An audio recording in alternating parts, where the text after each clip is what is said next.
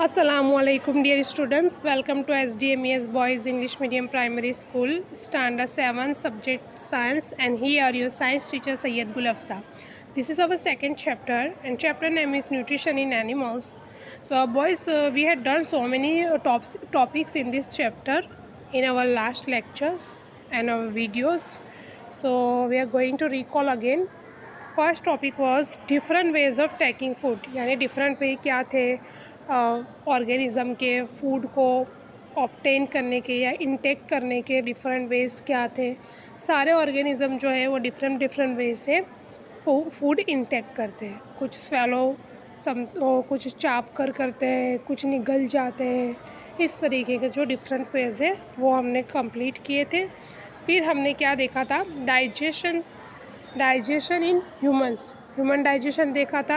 Human digestion में कौन कौन से पार्ट्स है, ह्यूमन में कौन से बॉडी पार्ट्स जो है वो डाइजेशन में हेल्प करते हैं, उसके बारे में देखा था। एक बार वापस रिकॉल कर लेते हैं।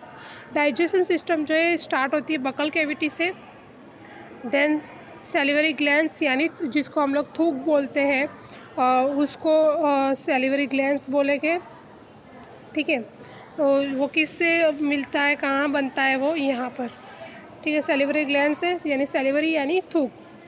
एसोफग यानी ये पूरी फूड पाइप जो है वो आज हम ये जो टॉपिक है उसको कवर करने वाले हैं।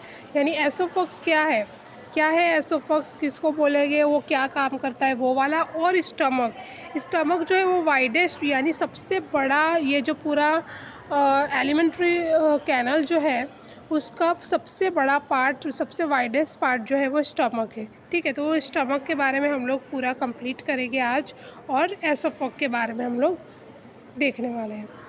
तो ये हुआ स्टमक, हुआ पैनक्रिस, ठीक है, small intestine, large intestine and rectum and anus से फिनिश होता है। स्टार्ट होता है बकल कैविटी से, एंड होता है एनस से, ओके। तो हमने लास्ट जो हमारी वीडियो थी उसमें the mouth and buccal cavity के बारे में ब्रीफली जाना था, उसके बारे में हमने पढ़ा था। और आज फिर हमने ये जो डेंटल प्रोसेस जो थी, मिल्क टीथ और परमानेंट टीथ के बारे में भी हम लोगों ने देख लिया है। और आज हम क्या देखेंगे, एसोफग के बारे में, ठीक है।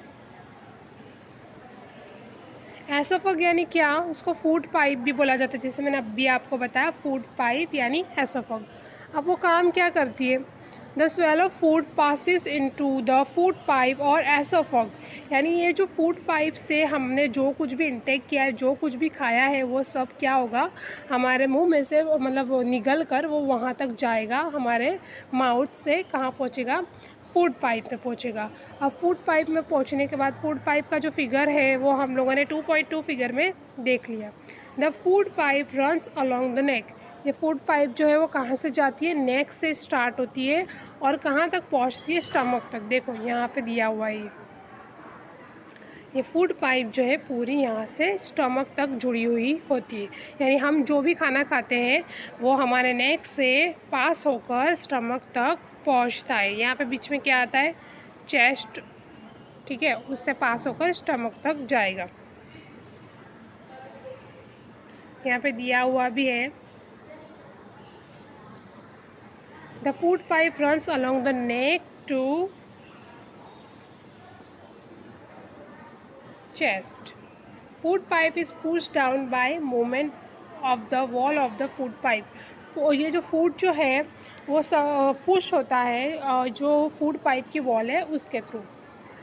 Actually this movement takes place throughout the alimentary canal and push the food downwards. इसमें क्या होता है कि ऊपर से फूड जैसे माउथ से आता है तो उसको पुश करते हैं फूड पाइप जो उसको पुश करती है उसकी वॉल के हेल्प से। और ये एलिमेंट्री कैनल के अंदर ये कहाँ पे जाता है, फिर डाउनवर्ड्स यानी नीचे की तरफ जाता है, और किससे मिलता है, स्टमक से। At times food is not accepted by our stomach and is vomited out. अब जब वो जो स्टमक से मिलता है और जो स्टमक से मिलने में जो अगर हमारे स्टमक हमारे खाने को एक्सेप्ट नहीं करेगा तो हमें क्या हो जाती है, वॉमिट। आपने कभी ये महसूस किया होगा कैसा हम लोगों को वॉमिट हो जाती है, हम लोग बोलते हैं कि खाना हजम ही नहीं कर रहा है, खाना अंदर उतर ही नहीं रहा है, खाना डाइजेशन नहीं हो रहा है। तो ये उसी की वजह से होता है, जब हमारा स्टमक जो है वो एक्सेप्ट नहीं करता है फूड तो हमको क्या हो जाती है, वॉमिट हो जाती है। अब हम देखते हैं स्टमक का क्या वर्क है उसके बारे में। The stomach is a thick wall bag. ये थिक वॉल बैग यानी बहुत जाड़ी वॉल से बनी हुई बैग है। It is shape is like a flattened J. ये इसका शेप कैसा है? J type, flattened J. देखो ये रहा, सी जे टाइप का है शेप। ओके, तो जे टाइप का इसका शेप है। It is the widest part of the alimentary canal. Alimentary canal का सबसे बड़ा पार्ट है ये। कौन? Stomach. It receive food from the food pipe. वो फूड पाइप से रिसीव करता है at one end opens into the small intestine at the other. और स्मॉल इंटेस्टाइन में वो ओपन होता है, यानी वो कहाँ से एक्सेप्ट करता है? फूड पाइप से एक्सेप्ट करेगा और वो किसको पहुँचाएगा? सारा डाइजेस्ट होने के बाद जो कुछ बच जाता है वो small intestine. The inner living of the stomach secrete. See boys, यहाँ पे हम लोगों ने फर्स्ट जो है वो क्या देखा था कि the inner lining of the stomach secretes mucus, hydrochloric acid and digestive juice. अब जो इनर लाइनिंग के अंदर यहाँ पे जो प्रोसेस होती है उसमें क्या बनता है? म्यूकस बनेगा, हाइड्रोक्लोरिक एसिड बनेगा और डाइजेस्टिव जूस बनेगा। म्यूकस क्या करेगा? जो स्टमक की लाइनिंग है उसको प्रोटेक्ट करेगा। एसिड जो है हमारे खाने में हम जो जितना भी खाते हैं तो ज़रूरी नहीं है उसमें से सब कुछ अच्छा ही बनता हो, उसमें से कुछ बैक्टीरिया भी ग्रो करने लगते हैं, तो बैक्टीरिया को क्या करता है? किल करता है। कौन? एसिड। कौन सा एसिड? Hydrochloric acid. अब बचा क्या? Digestive juice. तो डाइजेस्टिव जूस क्या काम करेंगे?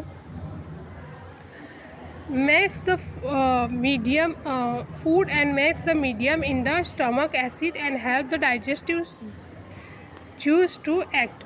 अब ये जो है वो डाइजेस्टिव जूस को एक्ट करने के लिए भी कौन हेल्प करता है? एसिड हेल्प करता है। फिर डाइजेस्टिव जूस क्या करते हैं? Break down the protein. Protein जो है वो डाइजेस्टिव जूस की वजह से बनता है और फिर हमारा जितना भी खाना है वो हार्ड सब्सटेंस से सिंपलर सब्सटेंस में बदल जाता है। तो अब हमारे नेक्स्ट लेक्चर में देखेंगे द स्मॉल इंटेस्टाइन। ठीक है, थैंक यू फॉर वॉचिंग। अल्लाह हाफिज़।